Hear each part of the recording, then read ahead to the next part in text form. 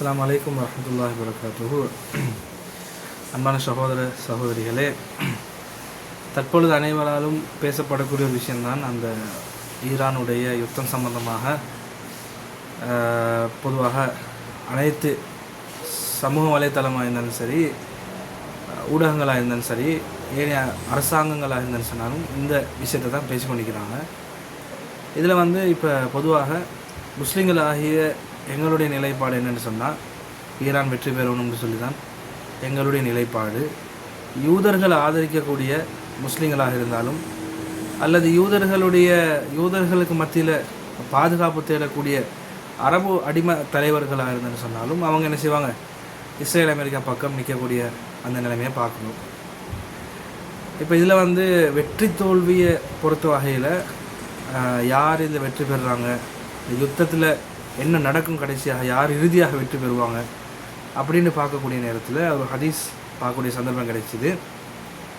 இந்த ஹதீஸை பொறுத்த வகையில் சஹீஹ் முஸ்லிம் 2944வது ஹதீஸாக இந்த ஹதீஸ் பதிவு செய்யப்படுது. அனஸ் இப்னு மாலிக் ரலியல்லாஹு அன்ஹு இந்த ஹதீஸை அறிவிப்பு செய்கிறாங்க.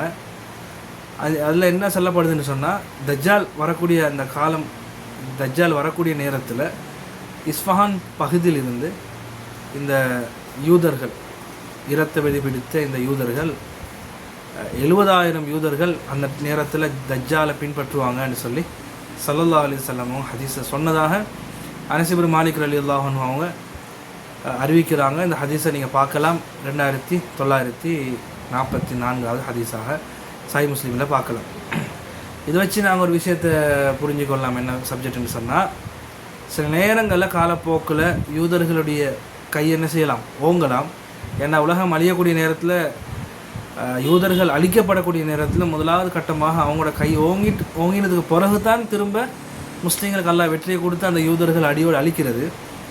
அந்த அடிப்படையில் பார்க்கக்கூடிய நேரத்தில் சில நேரங்களில் கொஞ்சம் ஒரு பிம்பம் உருவாகலாம். யூதர்கள் வெற்றி பெற்றது போல ஒரு பிம்பம் எதிர்காலத்தில் உருவாகி, பிறகு தஜ்ஜாலுடைய வருகைக்கு பின்னால் ஈசா அலைஹிஸ்ஸலாம் அவங்க தஜ்ஜாலை கொலை செய்யப்படக்கூடிய நேரத்தில் இந்த யூதர்களுடைய ஆட்டம், அடாவடித்தனம், ஆக்கிரமிப்பெல்லாம் நிற்கும் என்ற விஷயத்தை நாங்கள் என்ன செய்யலாம், புரிஞ்சுக்கொள்ளலாம்.